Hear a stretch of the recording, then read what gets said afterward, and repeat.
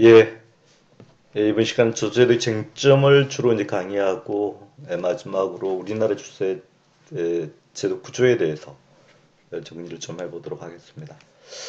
먼저, 첫 번째 쟁점을 보면 왜 노르딕가들에서 혹은 유럽 대립국가들에서 자본보다 노동의 주도 부담하는가 이 문제인데, 이 주제에 대해서는 여러 사람들이 사실은 이제 논문을 썼습니다. 그 논문 중에서 이제 이런 그런 한 편을 보면 노르웨이 보수당의 전수상이 했다는 이런 이야기, 삼위주자들은 한때 근로소득보다 금융소득에 대해서 중과세 하야 한다고 느꼈지만 지금은 마음을 바꾸었다. 이런 어떤 규절들. 그리고 대체로 사실은 상식적으로 여러 사람들이 이제 노동의 힘이 강한 삼인지 국가들에서 또는 유럽 대륙 국가들에서 자유주가들보다 더 자본이 이 자본에 대한 과세가 더 높은 게 아니야 이렇게 생각을 하기가 쉬운데 상식적으로 실제로는 그러지 않다고 하는 것이죠. 네, 그렇지 않은 핵심적 이유는 사실은 자본에 과세하기는 사실은 실제로 좀 쉽지가 않습니다. 이게 일단 자원의 출구가 세계 80년 이후 세계화에 따른 조세 경쟁으로 인해서 자원의 출구가 증가하는 그러니까 특정 국가의 자본에 대한 과세율이 높아지면 다른 권 이동해 버린다는 것이죠. 그리고 자원에 대한 과세가 지출이나 투자, 고용, 경제 성장에 미치는 부정적 효과도 고려하지 않을 수가 없는 이런 측면들 또 양도세 같은 경우에 행정 비용도 많이 드는 이런 면들도 이제 고려가 되고 있고요. 그리고 또 더 중요한 문제는 사실은 스타인모어와 같은 이 사람은 사실 스웨덴의 조세 구조에 대한 국제적인 전문가로서 이름이 많이 알려져 있는 연구자이고 스웨덴의 조세 구조에 대해서 여러 편의 논문을 썼습니다만 이분은 3인당과 사용자 사이에 조직체관 역사적 타입 때문이다. 그래서 여기 타입이라고 하는 것은 그러니까 반자본주의적인 정책에 대한 한계를 설정했다는 것이죠. 설정했고 조직 정책에 관해서도 일정한 한계를 벗어나는 자본에 대해서 자본의 효율성을 떨어뜨리는 내지 자본이 허용할 수 있는 한계 이상의 그런 어떤 자본 과세에 대해서는 이게 좀 그러니까 3인당이 사용자들이 허용할 수 있는 수준을 넘어서는 그런 어떤 자원의 과세를 부담하는 것에 대해서는 이게 3인당도 이게 하지 않기로 그렇게 역사적으로 타협을 했기 때문에 이렇게 설명을 하고 있고 또 다른 연구자도 이와 비슷한 그런 어떤 결론을 내리고 있는데요. 예를 들면 베라멘디랄 루에다 어떤 쿠장이나 루에 베라멘디 이런 논문에서도 사실은 임금 조정 코퍼레티즘에 대한 정치 교환 이것은 반드시 노르딕 국가뿐 아니고 그러니까 노르딕 국가 유럽 대륙국가를 포함해서 그러니까 조정자본주의적 성격이 강한 이런 나라들일수록 말하자면 자본 측에서 복지국가가 요구하는 관단 대해서 프로그램을 제공하는 것에 대해서는 사용자도 동의하겠다. 하지만 그 재원을 부담하는 것에 대해서는 노동자들이 알아서 하거나 아니면 부가가치세를 이용하자. 이런 어떤 이런 것들이 말하자면 코퍼레티즘적 사직 협의를 통해서 합의가 이루어졌고 그런 어떤 상대측 요구에 대해서 노동자들이 동의를 했다는 것이죠. 이렇게 설명을 좀 하고 있습니다. 그래서 결국은 복지정책이라고 하는 것은 근로소득 내부의 재분배다. 자본에서 노동의 재분배가 아니고 이런 결론을 내리고 있는데 이거 상당히 우리가 상당히 이제 이게 기억해 두어야 할 그런 중요한 어떤 사실이라고 할 수가 있고 여러 사람들이 사실은 에, 이걸 좀 오해의 사실로 인정을 하고 하는 것 같아요. 어, 어쨌든 뭐 조정책에 관해서는 뭐 이런 어떤 특징들을 가지고 있다는 사실을 우리가 유념해서 반드시 기억해 두어야 할 것 같습니다. 그리고 또 스웨덴을 대상으로 해서 또 구체적으로 사실은 스웨덴의 조세 정책의 역사 발전에 대해서 이제 논문을 쓴 사람이 스테인모인데 뭐 이 사람이 조금 더 구체적으로 이제 이 시기에 역사에 대해서 기술을 하고 있습니다. 이걸 보면 스웨덴에서 복지 프로그램 확장이 본격적으로 시작된 시기는 50대 말부터인데 그 필요한 비용은 스웨덴 노총 엘로 조사국 소속 경제학자 이게 구체적으로 렌이라고 하는 경제학자입니다. 스웨덴의 엘로 조사국 소속의 렌이라고 하는 이 경제학자는 상당히 중요한 역할을 했습니다. 이런 어떤 조세 정책에 있어도 그렇고 연대임금 정책도 사실 이 사람이 상당히 큰 역할을 했고 그리고 나중에 이제 임노동자 기금이라고 하는 정책 구상에서도 이 사람이 상당히 중요한 기능을 하게 되죠. 자, 어쨌든 이 사람의 권유를 받아들여서 판매세, 세일즈 텍스인데요. 나중에 이제 부가가치로 개편이 되죠. 판매세를 통해서 조절하기로 이렇게 이제 했다는 것이죠. 그러니까 스웨덴 노총인 스웨덴 생산직 노총이에요. 엘로의 경제학 소속 경제학자의 권유를 받아들여서 결국 받아들여서 판매세를 통해서 조달하기로 이렇게 했다는 것이죠. 자, 그래서 오랫동안 스웨덴 부가세는 사실은 생필품과 포함해서 일률적인 누진적 요소를 처음에는 전혀 안 가지고 있어요. 그러다가 뭐 최근 들어서 좀 약간 바뀐 것으로 좀 알고 있습니다만 어쨌든 역진세적인 성격이 상당히 강하죠. 그러니까 이게 스웨덴뿐만 아니라 노르웨이가 전체가 사실은 이게 워낙 이제 이게 복지에 쓰는 비용이 많으니까 그 많은 비용을 상당 부분 부가가치를 통해서 조달을 하고 있습니다. 역진세를 통해 조달하고 있는 것이죠. 어쨌든 이 무렵에 기왕의 소득세를 인상하는 방안은 그 무렵에 이미 사실은 이게 한계세율도 꽤 높았고 소득세율도 상당히 높았기 때문에 소득세를 인상하는 방안은 이게 뭐 이제 이 법인세를 부담 기업이나 또는 개인 소득 부담하는 투표자의 반대에 부딪혀서 실행되기 어려웠다는 것이죠.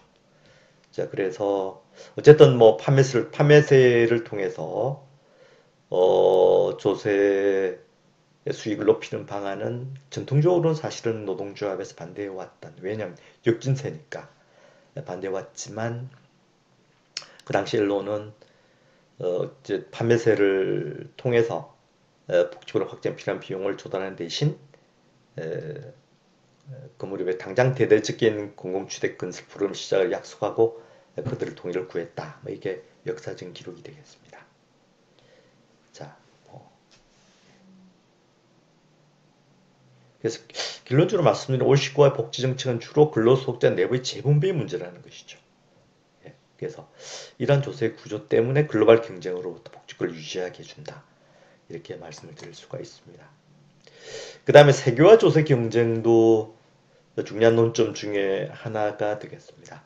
그래서 교육의 자유화나 지역 차원의 통합 이유가 직장의 통합 대표적인 사례죠.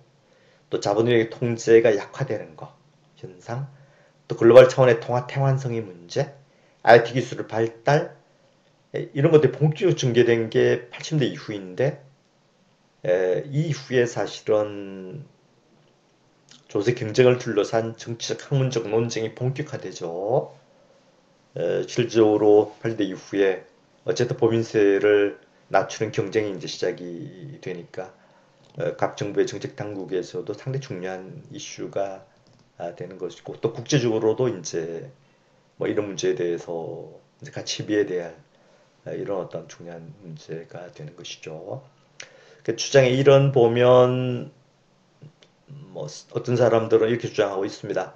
세계화로 인하여 다국적 기업들이 저수에 부담 국가로 이동하기 때문에 각국민 국가들은 효과적으로 경쟁하기 위해서 조세 부담을 낮추고 있고 이게 국가의 경쟁 능력을 훼손시키는 방향으로 장애화되고 결국은 복지국가는 대폭주 축소될 것이다라고 전망한 연구자가 있고 다른 일본의 또 연구자들은 세계의 압력에 저항하는 제도적, 정치적 제약 조건이 있다. 뭐 그러니까 사실은 조세 경제 한계가 있다 이 주장이 되겠습니다.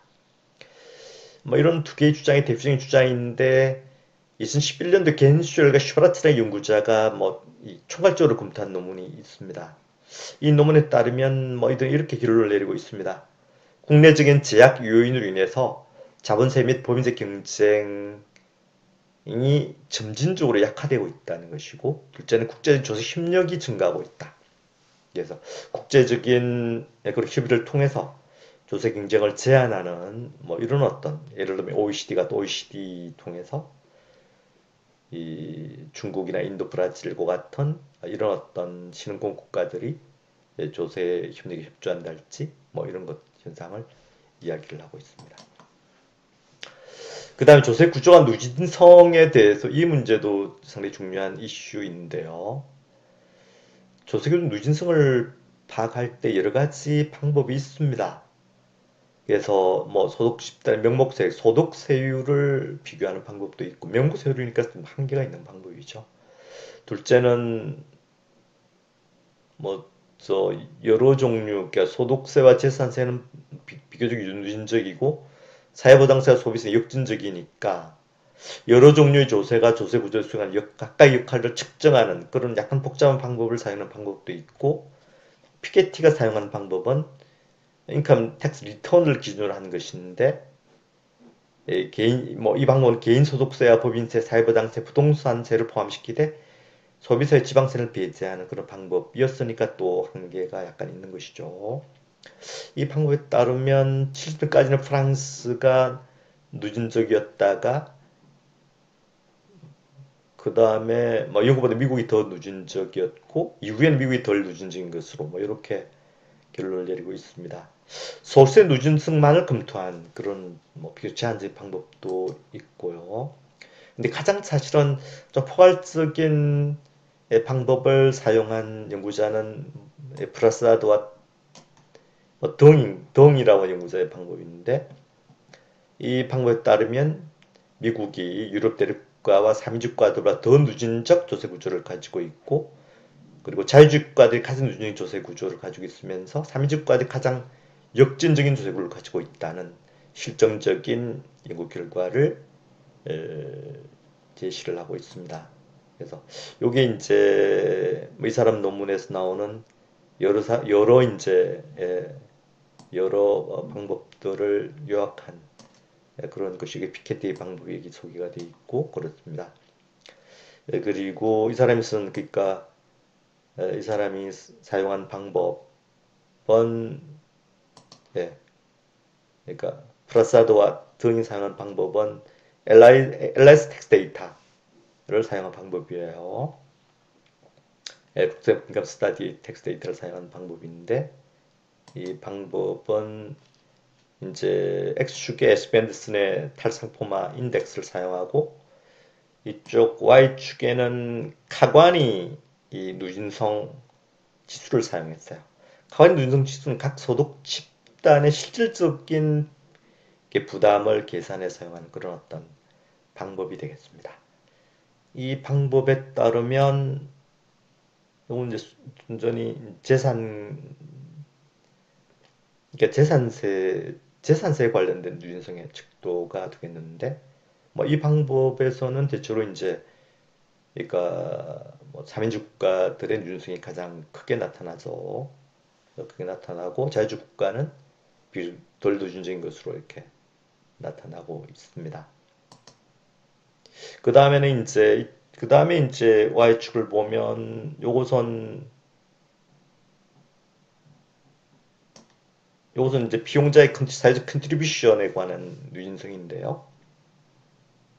예, 기여금의 누진성인데 요것을 보면 요것은 가장 누진 국가가 영국이고 그 다음에 뭐 이렇게 되어 있습니다. 그러니까 사회, 그러니까 종의 뭐 그러니까 비용자가 부담하는 사회보장 기여금 자체가 역진적이죠. 그냥 늑진적인 것인데, 예, 뭐, 예, 가장 덜 사용하는 국가들, 많이 사용하는 국가들 이렇게 좀 나타나고 있습니다.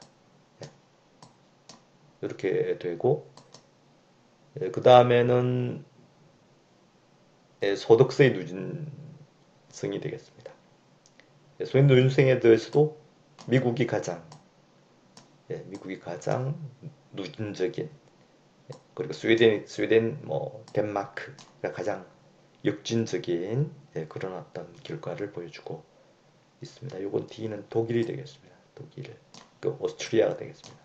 캐나다, 프랑스, 이렇게 벨기에, 영국 등이고요. 이제 요것은 세일즈 판매세죠. 판매세. 인데 부가세가 가장 큰 부분을 산 판매세죠. 판매세도 역진적이죠. 그러니까 판매세, 그러니까 미국이 가장 사실은 누진적인 이런 어떤 걸 보여주고 있습니다. 그리고 요것은 뭐 종합한 그런 어떤 그 판매세를 제외한 전체적인 누진성을 이제 웨이팅을 부여해서 가중치를 부여해서 계산한 것인데 가장 역진적인 뭐 누진성의 정도가 약한 그런 어떤 나라가 덴마크와 스웨덴이라는 걸 알고 있고 여기 미국이나 예,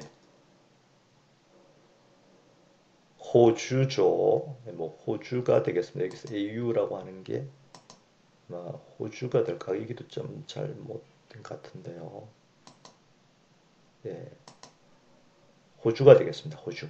예, 아까 제가 앞에서도 AU는 호주가 되겠습니다. 호주가 가장 이 누진적인 성격을 가지고 있다. 뭐 이렇게 이야기할 수 있겠습니다. 그 요것은 판매세를 포함한 그런 어떤 것이고 미국이 가장 누진적인 구조를 가지고 있다. 자, 이렇게 정리할 수 있겠습니다. 그 다음에 이제 정당 정치, 좌우파 정당의 조정책의 차이. 일반적으로 좌우파 정당은 조정책에 대해서 다른 어떤 그런 어떤 주장을 하고 있는데 실질적으로 그러면 이런 좌파 간의 정당의 차이가 그 나라의 조정책에 어떤 효과를 미치는지 관련된 그런 문제가 되겠습니다. 그래서 어쨌든 주장 자체는 뭐 3위당 기타 좌파 정책은 어떤 노동의 이해관계를 대변하니까 고소득자나 기업에 더 많이 과세하는 게 누진성을 주장을 하는 것이고 주장을 하는 것이죠. 예, 그래서 하지만 우파 정부는 좀 고소득자 이해관계를 대변하게 되고 가능한 한 이제 신자유주의적인 조세 정책적 소득 최고 세율도 낮추고 법인세율도 낮추고 가난 더 적게 지출하자 이런 주장이 되겠습니다. 하지만 이런 좌파 정부의 강령이 어떻게 공공정책으로 실현되는가 하는 법적 제도적 구조 내지 이제 비토 포인트 그 나라의 이제 뭐 제도적인 비토 포인트 내지 행위자 수준에서 비토 포인트 이런 것들에 달려있다 이렇게 보는 것이죠. 법적 제도적 구조로서의 어떤 비트 포인트로 했을 경우에는 사실은 비트 포인트 연구자에 따르면 여러 가지가 있습니다. 예를 들면 뭐 국민투표제 같은 스위스가 실시하는 국민투표제 같은 경우에는 강한 비트 포인트 역할을 하는 그런 대표적인 제도이죠. 양원제 같은 것들도 사실은 대표적인 그런 비트 포인트가 되겠습니다. 예, 등등 뭐 이렇게 되고요. 그래서 이것도 연구자마다 좀 차이가 있습니다. 그래서 박슈아리안 연구자는 정당 이데올로기와 비트 포인트는 소득세 결정에 중요한 역할을 한다고 주장하는 쪽인데 또 스완과 스타인모가 쓴 논문에서는 경험 연구를 해보니까 정당 효과는 별로 없더라. 이유는 좌파 정당의 다양한 제약 때문이다. 뭐 그 제약은 거시경제 조건, 세계화, 조세의 어떤 가시성, 선거규칙, 헌법재판소, 코프레미 정도 뭐 이런 것들이 다양한 제약을 하기 때문이다 이렇게 보는 것이고 또 좌파 정부 어느 정부 이건 투자 유치 가능성 때문에 자본 과세를 피하려고 한다는 사실, 또 복지가 큰 지출 때문에 역진세와 같은 차선의 해결책을 수용할 수밖에 없기 때문에 뭐 좌우파 정당 간 차이는 별로 중요하지 않다. 뭐 이렇게 생각을 하고 있습니다. 하지만 강호포 같은 연구자는 사회 경제적 제약이 아주 강하다면 정당으로 차이는 정책 선호의 차이로 나타나지 않는다. 예. 그러니까 어쨌든 강호포는 사회 제약이 약하다면 정당 이동 간의 차이는 어느 정도 나타난다 이 이야기가 되겠죠. 예. 그리고 또 정책 선호가 수렴한다면 정부 내각의 좌파 구성은 정책 결 체계적인 영향을 미치지 않는다. 이렇게 이런 어떤 또 실증 연구 결과들을 제출을 하고 있습니다. 그 다음에 이제 케밀링이라는 연구자가 있는데요. 독일의 연구자가 되겠습니다. 이 연구자도 특히 이제 이 주제 좌파 간 정당 간의 차이가 에, 조세에 미치는 어떤 효과에 관한 실증 연구를 몇 편 썼는데 특히 이제 부가치 인상과 정당 정치에 대해서 논문을 썼습니다. 이 논문을 보면 전통적으로 좌파 정당 역사에 반대를 해왔다는 것이죠. 여기에서 뭐 이제 포이즌이라는 그런 용어까지 사용을 해서 그렇게 이제 좌파 정당에서는 부가치에 반대했다는 이야기인데 하지만 일정한 촉구나에서는 부가치를 지지한다는 이야기. 즉 복지국가를 재정 지원한 촉구나에서 또 국제적인 조세 경쟁이 어쨌든 뭐 진행이 되고 있으니까 법인세에 대해서 과도하게 세율을 미치는 것은 여러 가지 부작용을 나오니까 그 대신 부가세에 의존하자. 뭐 이런 어떤 좌파정당도 그런 어떤 생각을 했다는 것이죠. 하지만 각국의 좌파정당마다 부가세의 입장은 차이가 있습니다.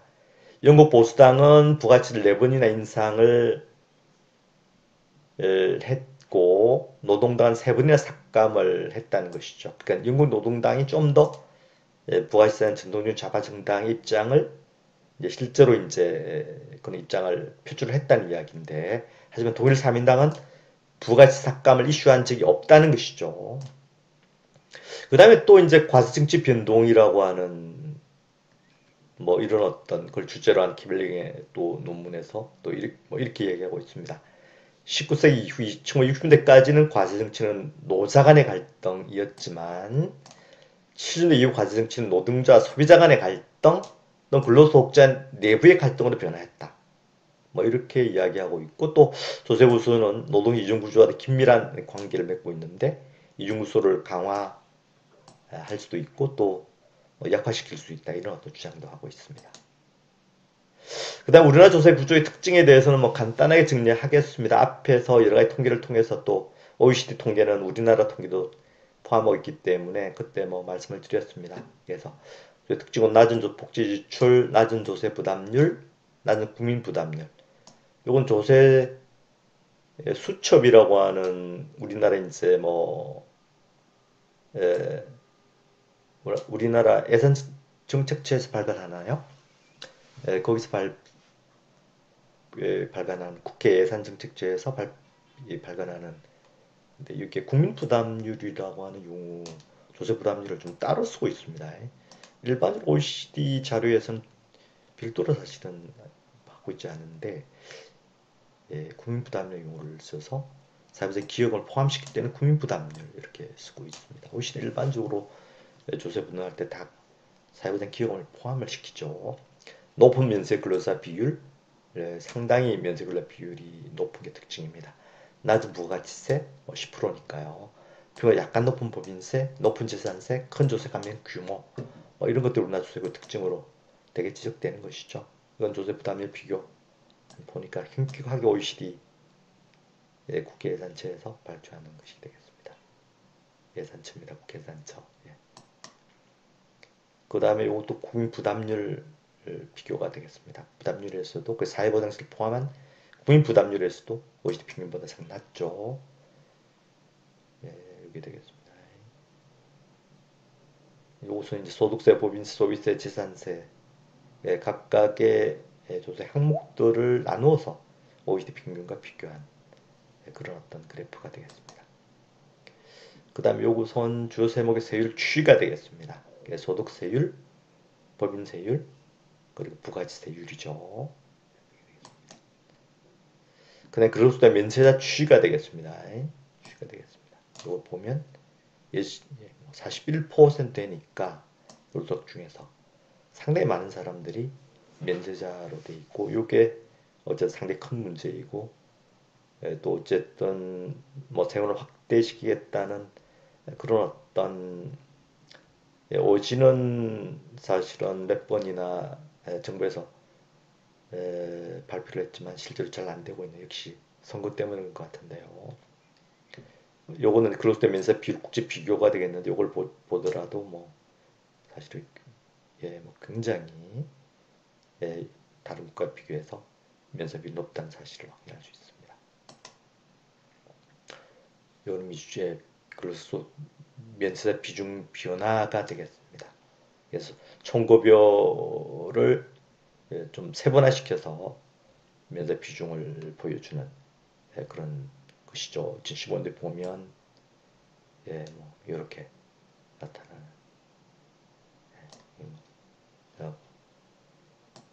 상당히 어쨌든 개선해야 할 중요한 사항이 되겠습니다.